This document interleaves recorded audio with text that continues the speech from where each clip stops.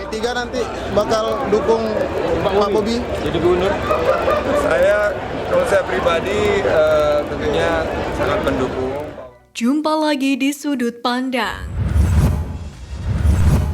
Cerita Ahok kedekatan Jokowi dan Prabowo. Basuki Cahayapurnama alias Ahok menceritakan kedekatan hubungan antara Presiden Joko Widodo dengan Presiden terpilih Prabowo Subianto yang ternyata sudah berteman sejak lama. Ahok menduga Jokowi dan Prabowo sudah bekerja sama sejak pemilihan kepala daerah atau Pilkada DKI 2017. Pada 2016, Menteri Sekretaris Negara Pratikno kala itu disebut mendatangi kediaman Prabowo sebagai Ketua Umum Partai Gerindra. Ihwal Pratikno bertemu Prabowo sebelumnya pernah diungkap oleh salah seorang petinggi Partai Gerindra. Namun pada saat itu Pratikno menganggap hal itu tuduhan serius. Ia menegaskan tidak mengenal Prabowo dan tidak pernah mendatangi kediamannya untuk berbicara soal dukungan terhadap calon kepala daerah DKI Jakarta. KPK kembali usut kasus Harun Masiku, 1 orang diperiksa. Komisi Pemberantasan Korupsi atau KPK terus mengusut kasus Harun Masiku, mantan calon legislatif PDIP yang masuk daftar buronan. Bahkan pada hari Rabu, salah satu anggota tim advokasi pemilihan umum PDIP dipanggil untuk memberikan kesaksian terkait suap PAW yang melibatkan anggota DPR RI Dapil Sumsel 1 fraksi PDIP periode 2019 hingga 2024.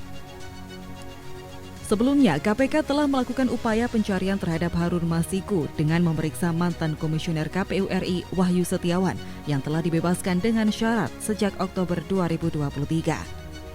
Bahkan KPK juga telah melakukan penggeledahan di rumah Wahyu di Banjarnegara, Jawa Tengah dalam rangka mencari keberadaan Harun Masiku.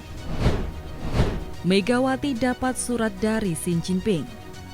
Presiden kelima RI Megawati Soekarnoputri ternyata pernah mendapat surat dari Presiden Cina Xi Jinping saat ia menjabat dulu. Ia pun menyebut bagaimana dengan surat itu dirinya tahu bahwa pemimpin Cina itu sudah memiliki rencana tersusun untuk negerinya selama 100 tahun ke depan. Hal itu berarti hari ini Cina sudah memiliki rencana 200 tahun. Sebenarnya Cina di bawah Xi Jinping memiliki misi Chinese Dream alias mimpi Cina. Ini adalah sebuah istilah yang dipopulerkan di 2012 mendeskripsikan serangkaian etos dan gagasan personal dan nasional serta pemerintah Cina. Sementara mengutip pensiunan Kolonel Cina Liu Mingfu dalam bukunya berjudul China Dream, Great Power Thinking and Strategic Posture in the Post-America Era pada tahun 2010, mimpi ini terkait menjadikan Cina sebagai kekuatan dominan dunia. Ini merujuk bagaimana Cina kembali bangkit dari keterpurukan di abad ke-19. Ditinggal Ganjar dan Gibran, Jateng kehilangan tokoh mumpuni. Direktur Eksekutif Parameter Politik Adi Prayitno menilai Jawa Tengah sedang menghadapi krisis tokoh yang mumpuni di level provinsi. Terlebih setelah Ganjar Pranowo dan Gibran Rakabuming Raka dipastikan tidak bisa kembali maju di pemilihan Gubernur Jateng 2024. Faktanya saat ini tokoh-tokoh dari Jateng hanya kuat di beberapa wilayah. Hal ini menjadi pekerjaan rumah bagi tokoh yang berambisi untuk maju Pilgub Jateng 2024 untuk mendongkrak popularitasnya hingga 75%. Untuk itu menurut Adi, butuh kerja keras yang agresif mengkonsolidasi dukungan-dukungan tertentu untuk mengatrol popularitas. Terlebih tenggat waktu pendaftaran untuk calon Pilkada 2024 kian dekat, yakni Agustus 2024.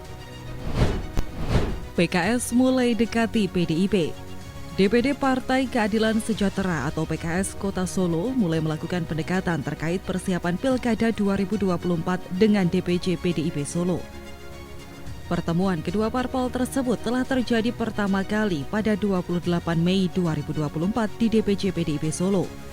Dijelaskan ada 14 nama yang muncul, salah satunya adalah kader PDIP yakni Pak Teguh Prakosa. Untuk diketahui, selain kader PDIP, Teguh Prakosa saat ini menjabat sebagai Wakil Wali Kota Solo. Melalui pertemuan tersebut, Teguh menuturkan niat komunikasi dengan jajaran PDIP.